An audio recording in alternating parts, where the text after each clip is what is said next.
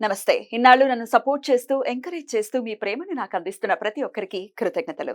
అలాగే ఈ వీడియో కూడా ఖచ్చితంగా మీకు ఉపయోగపడుతుంది. లైక్, షేర్ అండ్ సబ్స్క్రైబ్ చేసి మీ సపోర్ట్‌ని నాకు అందించండి. అలాగే ఈ వీడియో పట్ల మీకున్న అభిప్రాయాన్ని కామెంట్ సెక్షన్‌లో కామెంట్ చేసి తెలియజేయండి. ఇప్పుడు వీడియోని చూద్దాం. నమస్తే. Welcome to our channel. నేను పద్మిని. ప్రస్తుతంతో పాటు ప్రముఖ ఆధ్యాత్మికవేత్త, ప్రముఖ న్యూమరాలజిస్ట్ లక్ష్మీ నరసింహస్వామి ఉపాసకురాలు శ్రీమతి స్రవంతి గారు మనతో పాటు ఉన్నారు. మాట్లాడదాం. నమస్తే అక్క. నమస్తే పద్మిని. అక్క, శత్రువులకి సంబంధించి రకరకాల వీడియోస్ చేయటం జరిగింది. మీరు ఎన్నోసార్లు చెప్తున్నారు, శత్రు భయం పోవాలన్నా, శత్రువుల నుంచి మనం బయటపడాలన్నా ఏం చేయొచ్చు అనేది చాలా సార్లు చెప్పాం. ఎవరు చెప్పినా, ఎవరితో మనం వీడియోస్ చేస్తామన్న ఛానల్లో ఎస్పెషల్లీ చెప్తే డెఫినెట్ గా అవతల పక్కన వాళ్ళకి ఎలాంటి హాని జరగకుండా మనం సురక్షితంగా ఉండాలన్న థాట్ ప్రాసెస్ తోనే ఎవరైనా చెప్తారు. అదే సమంజసం కూడా. అయితే నేను అబ్జర్వ్ చేసింది ఏంటి అంటే, ఇట్లా మనం ఏదైతే చెప్తున్నామో దీనికి అంత వినబుద్ధి కావట్ల ప్రజలకి. మీ శత్రువు నాశనం అయిపోవటం కోసం ఏం చేయాలో తెలుసా అని thumbnail పెడితే మిలియన్స్ ఆఫ్ వ్యూస్. దాని తర్వాత నాకు అర్థమైన విషయం ఏంటి అంటే, ఓహో, నాశనాన్ని కోరుకుంటున్నారు. ఎంత దౌర్భాగ్యమైనటువంటి పరిస్థితి అది. ఒకడి నాశనం నువ్వు కోరుకుంటే నీ నాశనాన్ని ఇంకొకడు కోరుకుంటాడు. సింపుల్ కదా. What gives around that comes around. ఎందుకని లాజిక్ ని మిస్ అవుతున్నావు? ఏం ప్రభావితం చూపిస్తోంది? ఎందుకని ఇంత నెగటివిటీ, లేకపోతే ఇంత కక్ష సాధింపు మన బిహేవియర్ లో ఎందుకు వస్తోంది? ఎలా దీని నుంచి ఎండ్ ఆఫ్ ది డే మనసు చెప్తుంది అక్క, నువ్వు చేసే ఆలోచన కరెక్ట్ కాదు, ఆ మనసే పరమాత్ముడు. వాడే చెప్తున్నాడు. అక్కడ ఎక్కడ అందుకుంటాడు, ఇక్కడ ఉంటాడుగా ముందు కదా. వాడు చెప్పే మాట వినాలి కదా. వినం. వాడు నాశనం అయిపోవాలని కోరుకో. ఈ ప్రవృత్తిని ఎలా మార్చుకోవాలక్క? ఇది నచ్చినా నచ్చకపోయినా చెయ్యాలి అన్నది నా సంకల్పం. చెప్పండి అక్క. ఇప్పుడు ఎప్పుడైనా కూడా అందరము ఏమనుకుంటాము అని అంటే, నన్ను చాలా బాధ పెట్టాడు, వాడు ఎందుకు అలా బాధ పెట్టాడు అని ఆగకుండా వాడు సర్వం ఇదైపోవాలనుకుంటాం. ఆ మాట కూడా నేను అనలేను, అందుకే ఇదైపోవాలి అని. అలా అని బాధ అనిపిస్తుంది. అయితే ఈ తీవ్రత ఎట్లా ఉంటుంది అని అంటే, అనవసరంగా మన మీద అభాండాలు వేసినప్పుడు. శత్రువులు పలు రకాలు ఉంటారు.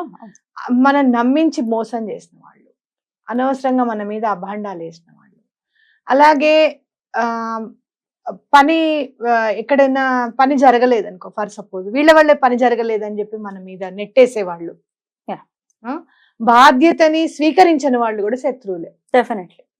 అండ్ మనల్ని ఎక్స్‌ప్లాయిట్ చేయాలి అనుకునే వాళ్ళక అసలు పరమశత్రువులు. పరమశత్రువులే వాళ్ళే అన్నమాట. The highest and biggest enemies of our life. మనని ఎక్స్‌ప్లాయిట్ చేసుకొని మన మన బాధల్ని వాళ్ళు ఉపయోగించుకోవాలనుకునే అలాంటి వాళ్ళ నుంచి దూరంగా ఉండడం చాలా మంచిది. అయితే ఎప్పుడు కూడా శత్రువుల్ని దూరం చేయడం ఎట్లా, అసలు శత్రువులు లేకుండా ఉండడం ఎట్లా అనేది ఆలోచించాలి మనం. వాళ్ళు ఎందుకు అట్లా బిహేవ్ చేస్తున్నారు? ఇప్పుడు ఎవరైనా ఫర్ సపోజ్ మిమ్మల్ని ఇష్టపడుతున్నారు అనుకో, ఎక్కడైనా ఆఫీస్లో పెళ్లి కాని పిల్లలకి చెప్తున్నాం, వెళ్ళి మీరు నాకు నువ్వంటే ఇష్టం లేదని చెప్పడము భావ్యం కాదు. అలా అని అతను ఇష్టపడుతున్నాడు అని తెలిసిన తర్వాత మనం అది తెలియనట్టుగా ఉండడం కూడా భావ్యం. మనం ఎలా బిహేవ్ చేయాలి అక్కడ పిల్లలకి చెప్తాను. ఇప్పుడు ఏమాత్రం కూడా అతనంటే ఇష్టం లేదు ఇలాంటివి ఏవి ఇష్టం లేదు, మీరు తల్లిదండ్రులు చూపించిన సంబంధము లేకపోతే ఇంకొకళ్ళు ఇష్టపడుతున్నారనో అతనికి ఇండైరెక్ట్ గా చెప్పగలగాలి. ఇప్పుడు మీరు వెళ్ళి డైరెక్ట్ గా చెప్పినా కూడా, ఎవరు చెప్పాడు నువ్వంటే ఇష్టం అని మాకు, నీకు నేనేమైనా చెప్పాను అని చెప్పి ఇబ్బంది పెట్టే సందర్భాలు కూడా ఉంటాయన్నమాట. కాబట్టి ఎప్పుడు కూడా నొప్పించక తానొవ్వక తప్పించుకు తిరుగువాడు ధన్యుడు సుమతి. ఊరికే మనకేం నేర్పిలేదు ఇవన్నీ కూడా. అంటే ఎక్కడ కూడా వాళ్ళు హర్ట్ అవ్వకూడదు, ముందు మనము హర్ట్ అవ్వకుండా ఎలా చూడాలి అనేది నేర్చుకోవాలి. లౌక్యం అవసరం. ఈ లౌక్యం అనేది ఇప్పుడు ఈ బుక్కుల్లో కూరుకుపోయింది. అంటే ఎంపీసీలు, బైపీసీలు, ఎంసెట్లు, ఐఐటీలు, నీట్లలో ఇది మొత్తం అతకబెట్టేసాం అనమాట. దాని గురించి మనం పిల్లలకి అసలు నేర్పించట్లా. లౌక్యం, లేటరల్ థింకింగ్, లేకపోతే సోషల్ ఇంటెలిజెన్స్, ఎమోషనల్ ఇంటెలిజెన్స్, ఇవన్నీ ఏవి లేవు ఇప్పుడు. పూర్వం ఎట్లా వచ్చేవి? కథలు చెప్తుంటే వచ్చేవి, అందరూ కలిసి ఉండటం అవి వచ్చేవి. ఒక్కొక్కసారి మూవీస్ వల్ల కూడా నేర్చుకునేవాళ్ళం.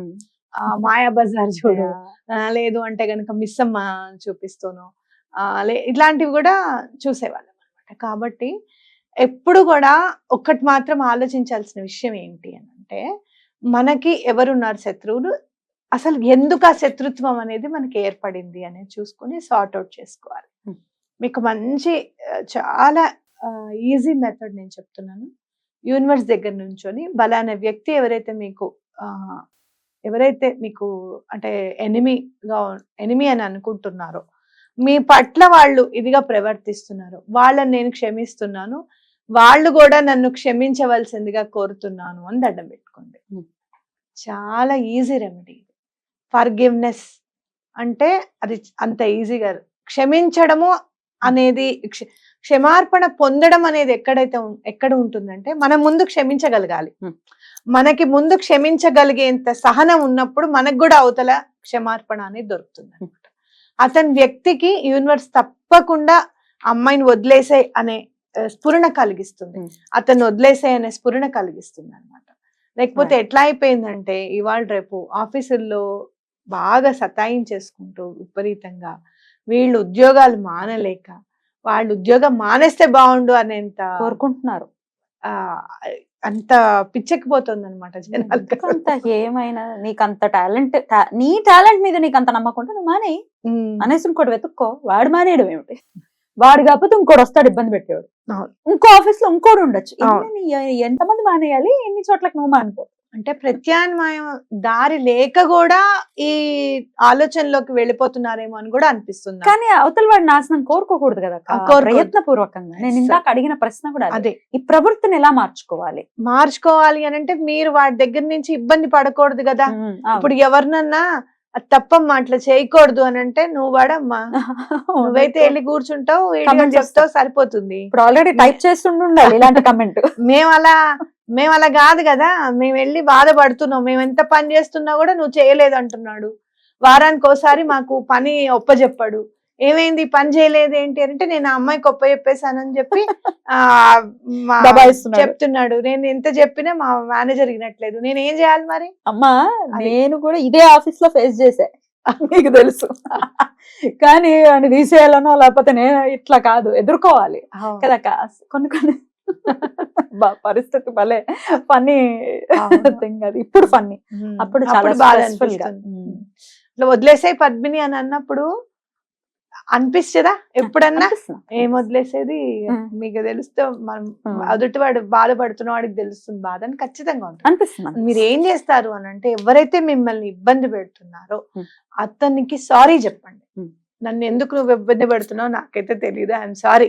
ఫేస్ టు ఫేస్ యూనివర్స్ కి దండం పెట్టుకొని ఐఎమ్ సారీ. ఎటువంటి ఫేస్ టు ఫేస్ ఏం చెప్పలేం పద్మిని ఈ రోజుల్లో ఉంది కదా. ఇగోని కాదు, అవతల వాడు కూడా యాక్సెప్ట్ చేయాలి కదా. నేను నేనేమి ఇబ్బంది పెడుతున్నాను, పని చేయమంటుంటే ఇబ్బందా? అయితే మానే మరి. అవన్నీ నీకు స్కూల్ నుంచి పిల్లవాడు తొందరగా వచ్చేస్తాడు, లేట్ అయిపోతుంది అని అనుకుంటే అది ఇంపార్టెంట్ అయితే నువ్వు జాబ్ మానే, ఎందుకు చేస్తున్నావు ఇక్కడ అనేవాళ్ళు కూడా ఉన్నారు. కాబట్టి మీరు ఎందుకు ఇబ్బంది పెడుతున్నారో నాకైతే తెలియదు. ఐఎమ్ సారీ, నన్ను వదిలేసేయండి, నేను కూడా మిమ్మల్ని క్షమించి వదిలేస్తున్నాను అని ఒక 1 వీక్ చేయండి. అతని దగ్గర నుంచి మీకు చాలా మాత్రం ప్రాబ్లమ్స్ క్లియర్ అయ్యాయి. ఎట్లా ఇది రాత్రిపూట చేసుకోవాల్సినటువంటి నైట్ ఏంటంటే ఎనర్జీ మొత్తము నేచర్ లో ఉంటుంది, కన్సాలిడేట్ అయి ఉంటుంది, చాలా ఎనర్జీ బాగా ఉంటుంది. అప్పుడు ఏంటంటే మనకారకుడు మన చంద్రుడు కాబట్టి ఆ సాక్షిభూతుడు సూర్యుడు. ఎలా చేస్తున్నాడో చూడు స్వామి అని అంటే అది వేరుగా ఉంటుంది. కానీ మనకారకుడు చంద్రుడు కాబట్టి మనసుని మారుస్తాడు, ఇటు మారుస్తాడు, అటు మారుస్తాడు. తప్పకుండా మీకు రిజల్ట్ ఉంటుంది. సో చంద్రుడిని చూస్తూ నాయన నువ్వే, నాదేం మిస్టేక్ లేదు, ఇలా జరుగుతోంది ఆఫీసులలోను, ఇక్కడ ఇళ్లలోను, పక్కన నేబర్స్ ఉంటారు, అసలు జీవితం జీవించడమే చాలా కష్టం అనిపించేటట్టు చేస్తారు, బయటికి రారు. ఇప్పుడు తగ్గింది, కానీ ఇది వరకు నేబర్స్ నుంచి ఇబ్బంది పడే వాళ్ళైతే చాలా మంది ఉన్నారు. ఇప్పటికే నిన్న మధ్య నేను చూసాను అక్క కమెంట్స్, దాని గురించి ఒకసారి వివరంగా నెక్స్ట్ ఎపిసోడ్ లో మాట్లాడుకున్నాం. అలాగే ఏమిటో ఎటు పోతున్నాము. కరోనాని చూసిన తర్వాత కూడా నేబర్స్ తో గొడవ పెట్టుకోవాలనిపిస్తుందా? మనిషి కనపడపోతే చచ్చిపోతాను మనం. నేను హ్యాపీగా ఉన్నాను, వీళ్ళెవరి నుంచి నాకు ఇబ్బంది లేదు అనుకుంటూ పడుకోవడం. బ్యూటిఫుల్ అక్క, చాలా బ్యూటిఫుల్ గా ఎక్స్ప్లెయిన్ చేశారు. డెఫినెట్ గా ఇది హెల్ప్ అవుతుంది ఇబ్బంది పడే వాళ్ళకి. ఇబ్బంది పడుతూ ఆ బిహేవియర్ కనుకుంటే అది మార్చుకోవాలి, ఏం చేయాలో తెలియట్లేదు అనుకునే వాళ్ళకి కూడా హెల్ప్ అవుతుంది. థ్యాంక్ యూ అక్క. నమస్తే.